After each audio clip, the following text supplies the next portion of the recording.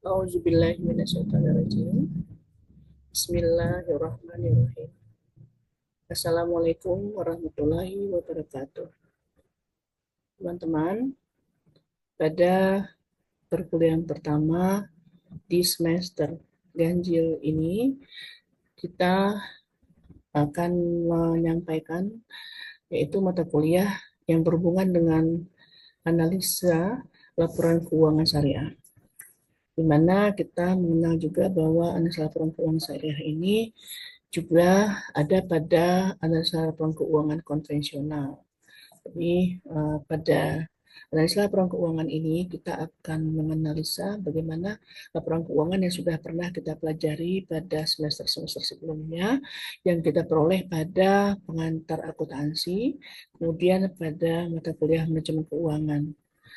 Sehingga pada pertama-tama ini kita mulai dengan pendahuluan dan ruang lingkup laporan keuangan syariah, di mana dosen pengampunya adalah saya sendiri dan Ibu Aiko Koyimah SPDME.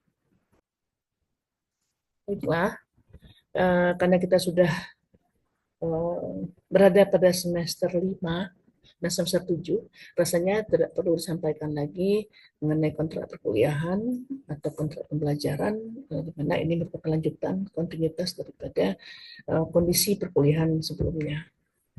Dan di sini untuk komponen aktivitas daripada bobot penilaian, di sini ada TS dan UAS serta aktivitas partisipatif dalam bentuk paper, PPT dalam bentuk pembelajaran kita, presentasi, diskusi sesuai topik pertemuan atau case study.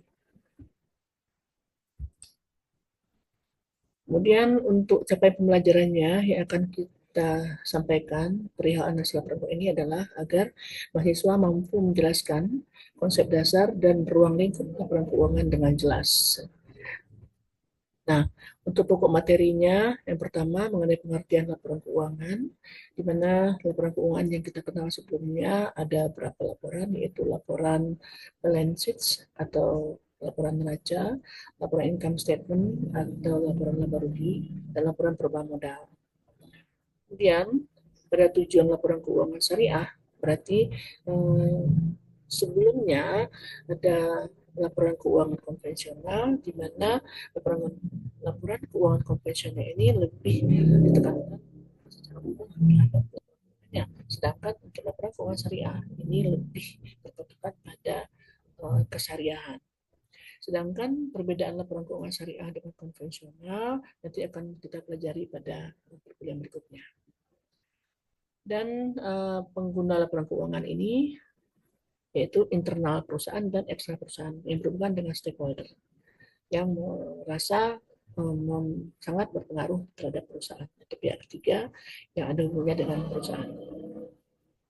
Kemudian karakteristik dan keterlibatan laporan keuangan berarti keterlibatan yang ada pada syariah, keterlibatan tadi terkait dengan kesyariahan.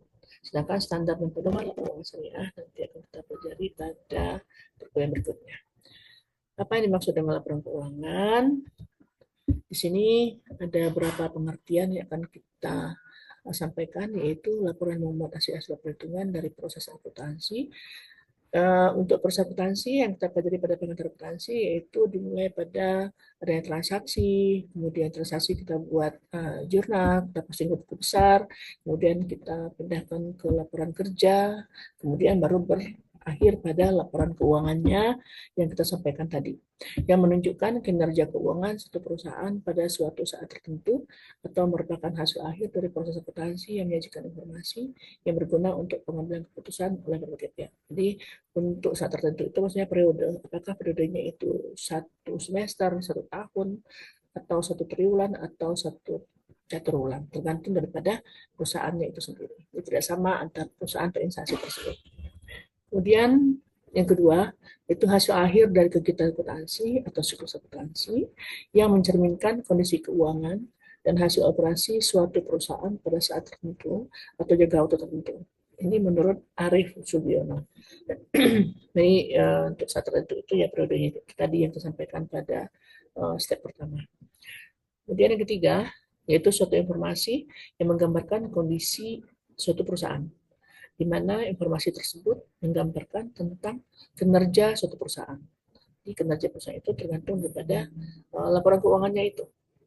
Sehingga si investor atau stakeholder akan melihat bagaimana cerminan dari laporan keuangan yang disampaikan oleh suatu perusahaan.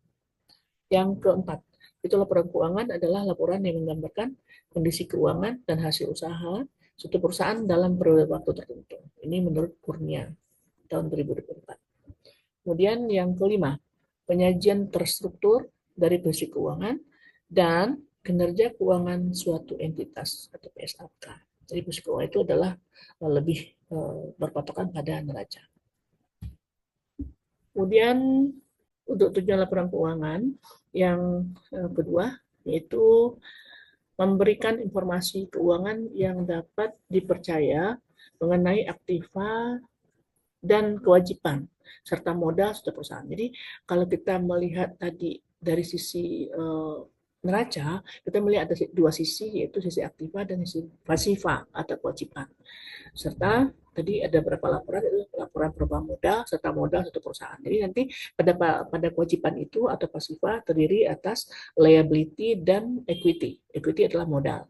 Yang kedua dari tujuan laporan keuangan ini yaitu memberikan informasi yang dapat dipercaya mengenai perubahan dalam aktiva neto suatu perusahaan yang timbul dari kegiatan usaha dalam rangka memperoleh laba. Jadi untuk memberikan informasi yang dipercaya itu maksudnya yang akurat ya mengenai perubahan daripada kondisi perusahaan atau kondisi keuangan tersebut dari sisi aktivanya yang mana memperlihatkan adanya perusahaan ini. Makanya pada laporan keuangan itu untuk laporan apa namanya nih keuangan dan nanti akan ada kaitannya antara laporan kerja, kertas kerja, kemudian neraca dan laporan laba rugi serta laporan perubahan modal itu terkait nanti semuanya dalam kita membuat kertas kerja nanti.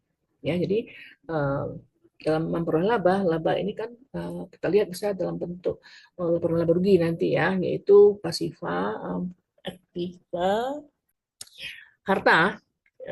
Pada laba rugi kita melihat adanya penjualan, itu efeknya adalah penghasilan. Penghasilan dikurangi dengan pengeluaran itu mendatangkan keuntungan atau profit. Gitu ya. Jadi kalau seandainya pengeluaran lebih besar dari penghasilan itu mendatangkan kerugian. Kemudian ketiga, membantu para pemakai laporan di dalam menaksir potensi perusahaan dalam menghasilkan laba. Jadi pemakai laporan itu akan melihat bagaimana sih kondisi daripada perusahaan itu dalam menghasilkan labanya. Jadi terlihat atau tercermin dari laporan keuangan tersebut.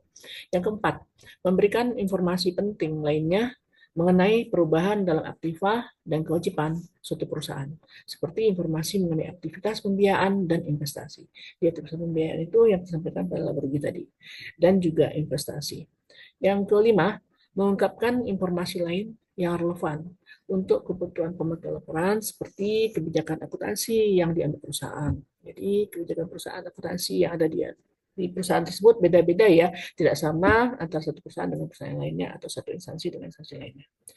Tujuan laporan keuangan memberikan informasi tentang kondisi keuangan, kinerja, dan arus kas perusahaan yang bermanfaat bagi sebagian besar kalangan pengguna laporan dalam rangka membuat keputusan ekonomi serta menunjukkan pertanggungjawaban. Jadi laporan keuangan ini merupakan suatu keputusan yang bisa diambil oleh suatu yang membutuhkan laporan keuangan tersebut. Jadi merupakan hasil atau apa yang akan disampaikan oleh si pengguna laporan ini terhadap keputusan yang akan dilakukan untuk keputusan ekonominya. Nah, tujuan laporan keuangan dalam KDPP LKS, di mana di sini adanya tujuan laporan keuangan adalah menyediakan informasi yang menyangkut posisi keuangan. Itu tadi, posisi keuangan adalah laporan keuangan yang dalam bentuk neraca itu tadi, sedangkan kinerja serta perubahan posisi keuangan suatu entitas syariah yang bermanfaat bagi sejumlah besar pemakai dalam pengambilan keputusan ekonomi itu ada pada laporan perubahan modal. Di samping itu, tujuan lainnya adalah A. Meningkatkan kepatuhan terhadap prinsip syariah dalam semua transaksi dan juga usaha. Itu membedakan antara analisa laporan keuangan syariah dengan analisa laporan keuangan konvensional.